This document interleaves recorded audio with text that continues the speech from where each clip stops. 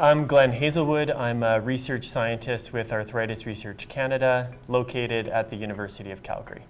When we're talking about healthcare guidelines, we're talking about documents that outline best practices for a certain health condition. This can include recommendations on what treatments patients should receive, what tests should be ordered, how closely people should be followed up, and a number of other recommendations. One of the goals of developing a guideline is to standardize practices in Canada. Now, this doesn't mean that all patients will receive the same treatment, but it does mean that the discussion that physicians are having with their patients should be similar regardless of where the patient lives within Canada. Standardized care doesn't mean that all patients will receive the same treatment.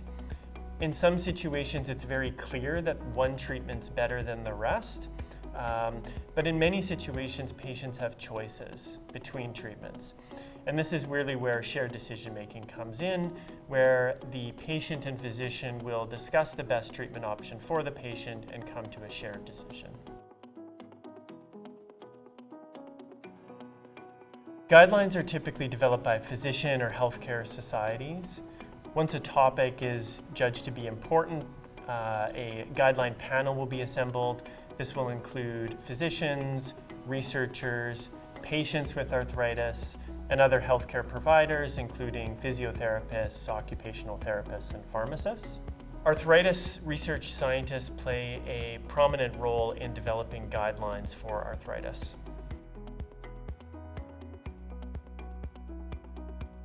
How often guidelines change will really depend on the guideline that's being addressed. For some questions, we already have very good evidence in terms of what the best approach is.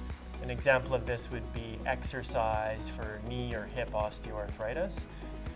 For other conditions, we don't yet know what the best treatment is, or the evidence is still evolving. So those recommendations will change more frequently. And these are also the recommendations that will be informed by ongoing research at Arthritis Research Canada.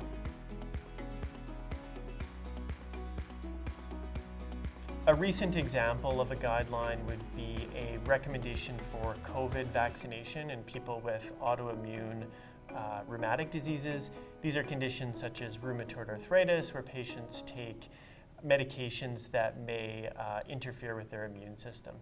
And the recommendation was to take the vaccine.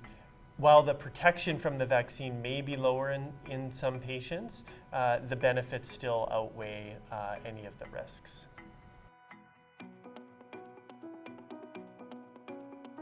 There may be different treatments that are available in one country or another. Across different provinces, there may be different access to different medications or other types of treatment, and this can impact what recommendations are made.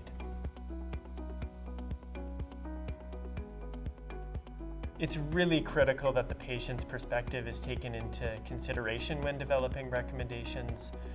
Patients are the ones living with arthritis, and making a recommendation is all about balancing risks and benefits of treatment, and it really comes down to the physician and patient having that discussion in terms of what are the risks and benefits for them, and how can they choose a treatment that works best for the individual patient.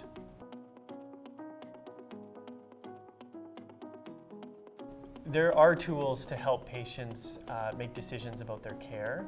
So I think the first and most important tool and resource patients have is their healthcare provider, their physician, their pharmacist, their physiotherapist, or occupational therapist, depending on the decision. There are other tools that are available. There's tools called decision aids.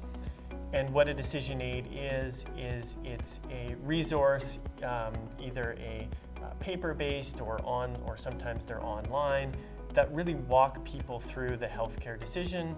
What are the options? How do they compare? And try to help patients make a decision that's more in line with their preferences and values. Decision aids should not replace the patient-physician discussion, but should be used to supplement it. Decision aids are well proven to help patients understand their treatment options and feel better informed about their care.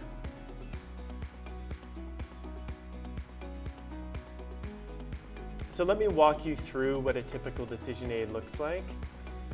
This was a decision aid we developed for the COVID-19 vaccine in people with autoimmune arthritis conditions who are taking different immune suppressing medications.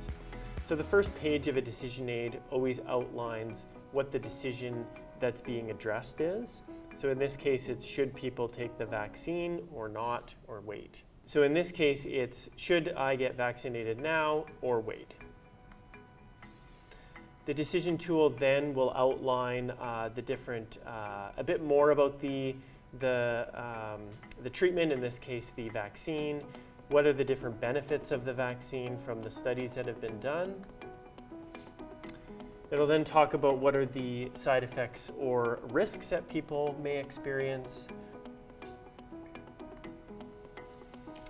A little bit more on specifically if you have one of these autoimmune conditions, what do we know about the vaccine?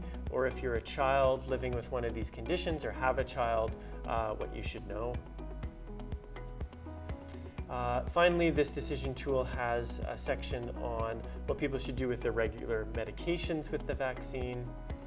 And so that'll vary from decision aid to decision aid in terms of what information is provided.